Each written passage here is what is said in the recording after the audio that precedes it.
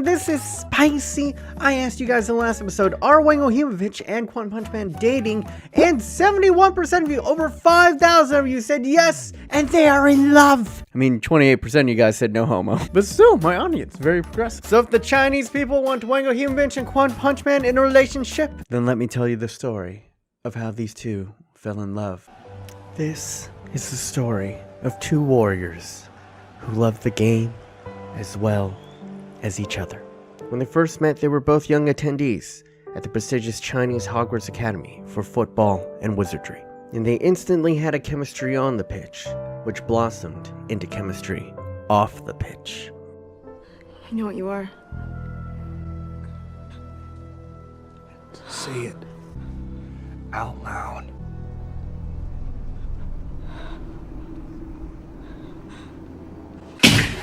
I'm gay! But in China, while being gay is legal, it's still looked down upon, with many families disowning their sons if they come out. But tragically, to save themselves from shame, they decided to cut off their love and vowed to never tell their families who they really are.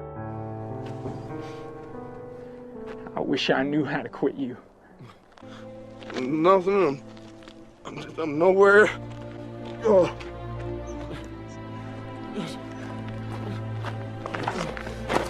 Get off me!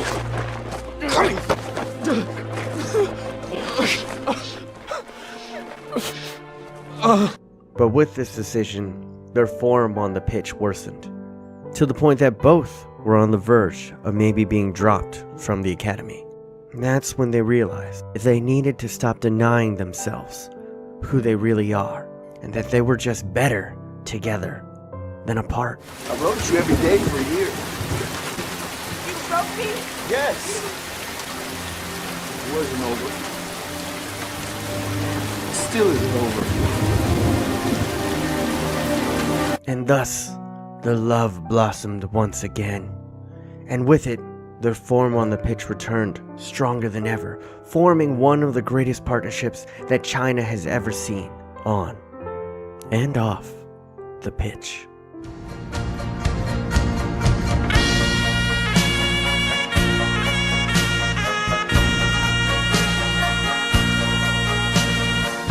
Oh, ni hao, ladies and gentlemen, welcome back to the channel. Yes, as you can see, the beautiful, heart-wrenching story of a love that was forbidden but had to be tasted. And to make things more official, what I'm thinking, since Alphonso Davies kind of let us down in the last World Cup with his finishing, why not put Heung-min Son out there? He traditionally plays on the left side before. We know that he can finish, he's got a 5-star left foot. And then up top, we start Wango Humovich. That way, essentially, he has a strike partnership with Quon Punch Man. And I'm thinking every single time they start together, they should get a chemistry boost, which means they will get a +10 stat in one. Their strength, +10 to their composure, as well as a +10 to their stamina. Or do you guys think that's a little bit too overpowered? But I want something in the game to recognize that they do have a loving relationship, and that they're better together than apart. So Wham Bam, thank you, man. As long as they play together, +10 all three of those stats. Also in the votes, I asked you guys who should Captain China be, and I was floating out a couple of players, but the majority of you guys want to give him a story of his own and give it to one of our youngsters. As you take a look at our youth academy, it is primed to the fullest with players with 90 potential, 89 potential. We are not going to have that hard of a time to choose one of these guys to become Captain China. I just don't know who yet, but another storyline to look forward to in the future. And I know it has been a while, but I'm bringing it back after 3 weeks, and it is, of course, the B- Fat Watch. For you guys who don't know or might have forgotten, I myself am in the game, and for every pound that I lose, I gain +3 stats in the game. For every pound that I gain, I get -3 on the stats. The last time that I waited, I came in at 194.1 pound. And after about 2 weeks, my weight is... I gained a 0.1. So nothing's gonna change, but you know what? I'm kind of proud of myself. Over the past 3 weeks, I've done a lot of traveling, so eating a lot of fast food, seeing some old college friends, going out to big dinners, met up with Flickify. I also saw my girlfriend for the first time in 2 months, so we just ate everything. But I kept up all my exercise, and I was able to maintain my weight. And this is still pretty good because I started out at 209 pounds. Let me know, can you tell a difference? Is my double chin less apparent? Vote up in the eye thingies. But back to the career mode. As you guys can see, we sit on on August 1st of 2022. We start off the season up against Liverpool, and then we have the Super Cup as we won the Europa League final. And apparently it was Atletico Madrid who won the Champions League final. So go to Diego Simeone. And those are the two matches that we will be playing today. This is our second season in the Premier League. I think our goal should obviously be reach top 4 minimum. And we are in the Champions League as we won the Europa League final last season. And that competition, I'd like to at least make top 8. And we are in the transfer window. If you didn't catch the last episode, we got our asses beat by Argentina. It left me with a sour taste in my mouth. So I'm going buck wild this season, but I'm gonna ask you guys before I go too far, how buck wild should I be going? And if we are going to move Son out onto the left mid position and have Wackier up front, which I'm okay with, I do need a little bit more firepower and a backup striker. That is why for the first transfer of this new season, we brought in Luka Jovic. Had a fantastic season in the Bundesliga, is rumored to be going over to Real Madrid. Is he actually confirmed, or is that just still a rumor? He's 24 years of age in this career mode, up to an 88 overall, and he is of Serbian descent, which is not a traditional top 8 powerhouse. So maybe a person that we could consider nationalizing to China, as we did not get that many goals out of our strikers during our previous World Cup. And of course, we're going to overpay him 300K a week for the 24-year-old. Actually, by modern standards, it's not even that huge. I feel like Rashford's probably on that. But then it comes down to who should we go for the next two? And I guess it kind of lies in where do we need to strengthen in this team? Because up top now we have Wackier and we have Luka Jovic. The wings, you could argue we could use a little bit of help because, you know, the highest rated player besides Son is 84 BIG and 83 Davies. The back line could use a lot of work and a lot of depth as we only have Chong Li and Yuan. Some of the names that were thrown out to me during the stream were, of course, Fabian, who's, you know, a great midfielder, can play all the roles, only 26 years age, but nice and tall, which is something that we're missing because all of our midfielders are short. I'm 5'8",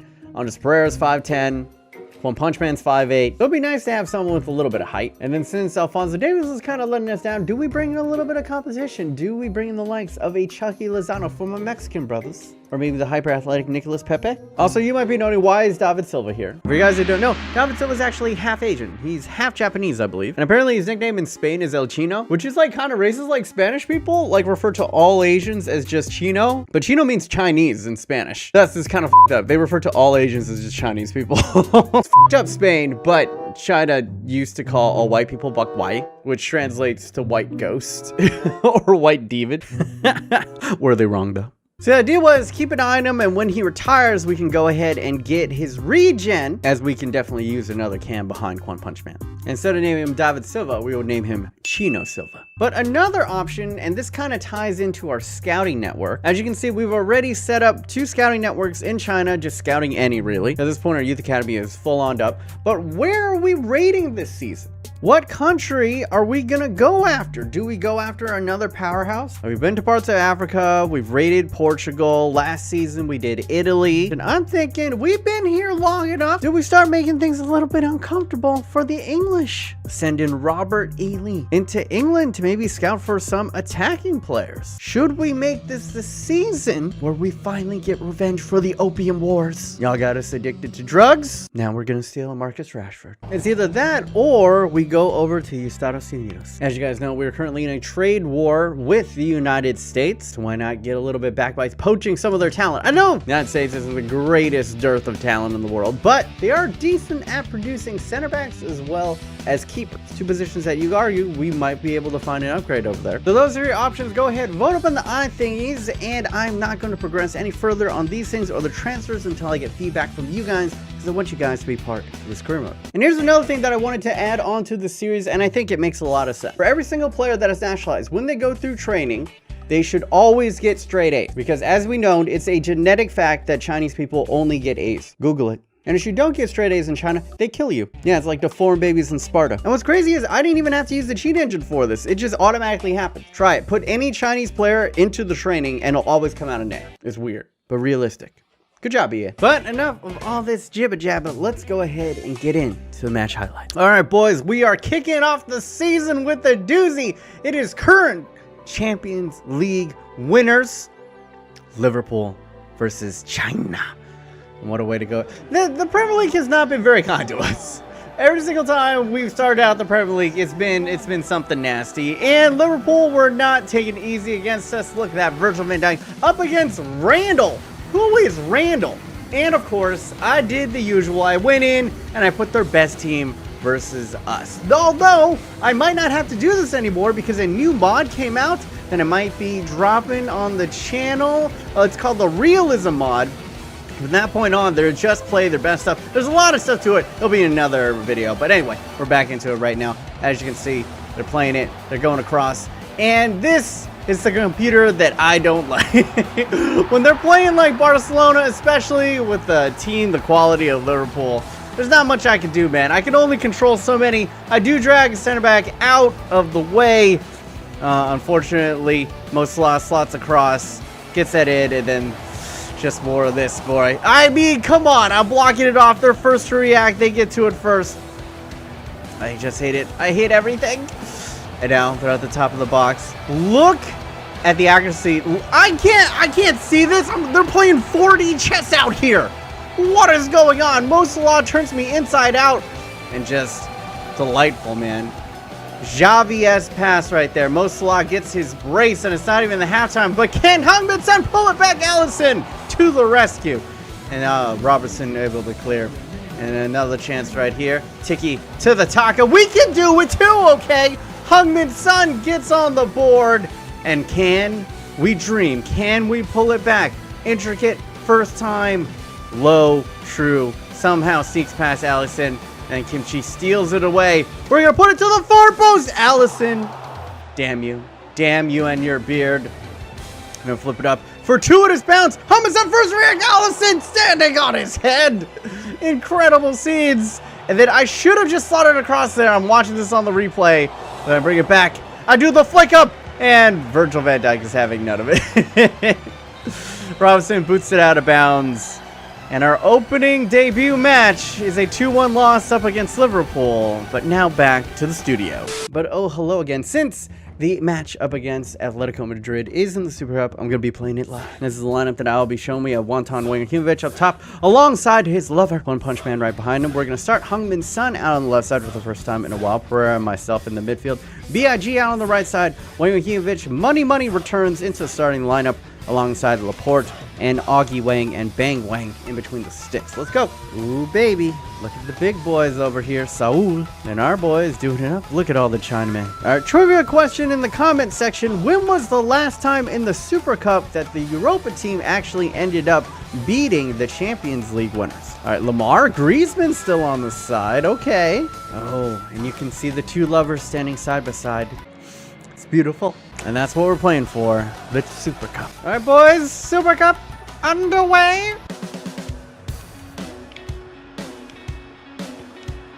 Oh!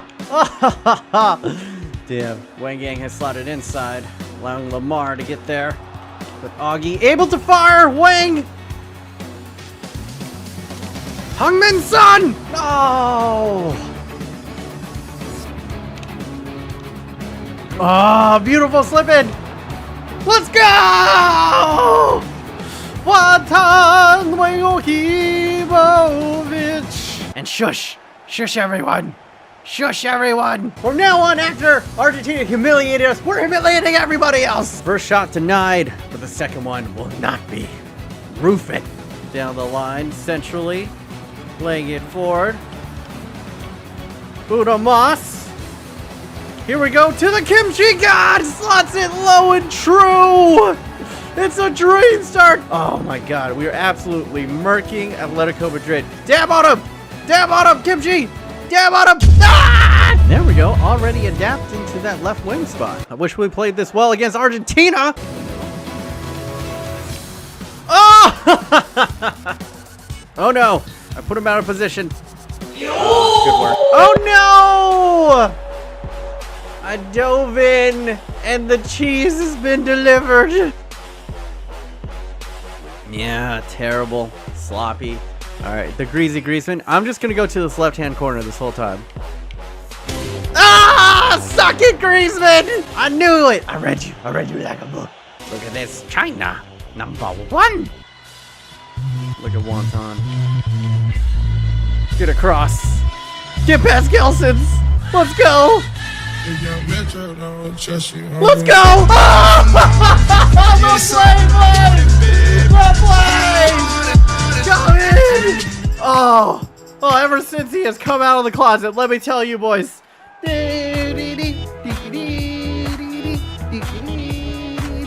Oh my God, the flick ups, and then the destruction of Gelson Martins, and then the beautiful game played at its highest level. Down the line, straight into the middle. Oh, does it take a deflection? No, just a pure slice. He sticks a foot out and it inches over it.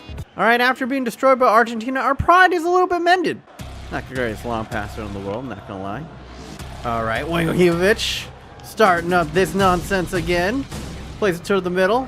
Plays it down the line. Again. To me! It's 4! It's a complete decimation! A nuclear bomb has been dropped on Atletico Madrid and they are absolutely stunned. Look at my beautiful fat mug. Having that beautiful 69 on the back for the memes. Where was this during the World Cup? Oh, good ball. And he's got a free man on the back post. Oh, what a save! Let's go, Kimchi! That's why we put him out on the left side, and it's 5. Jovic goes ahead, gets in, gets himself an assist. Man, if only we had played this against Liverpool, too. And apparently, I've just been shooting wrong. When I am over on these wings, low-driven, homeboys, near post this time. What difficulty are we even playing on? How is this the same difficulty that just whooped me the game before? Knock it out of bounds. Let's go! If you really think about it, guys, if you really think about it, China is the greatest team in all of Europe. Like, we weren't even given the opportunity to play in the Champions League. And we just beat the Champions League final winners, thus to the transitive property, China, #1. Is this the biggest trophy we've ever won? Is this technically bigger than the Europa trophy? I guess not. I guess this would be, honestly, you could argue from this position to win Europa and then go on to win the Super Cup is maybe the hardest thing to do. Solid play all around defensively. We were super stout. I think Sonny Boy over on that left side has solved a lot of our issues. Kimchi the God as well as Wonton Wangohevich both scoring a brace. Who knew? Once he was comfortable with his sexuality, he became comfortable with his finishing. But with that, I think that's pretty much going to be the episode. Remember to vote up in all the I thingies because I want to get your guys' decision input before I go any further in this season. And if we are going to vote England, I think the transfers will then pivot. We'll start going after English transfers besides Jovic. So maybe the likes of Marcus Rashford, Jadon Sancho, Hudson-Odoi. Those would be the type of players that we would be then pining for. And once again, a big old thank you to all of my Twitch subscribers. I'll be streaming over on Twitch this Saturday and Sunday. So if you would like to put some hands-on input, I've gotten a lot of great ideas from the stream. So go ahead and get over there. In the next episode, we're going to jump all the way to the halfway point, and I have a little bit of a surprise waiting for you there.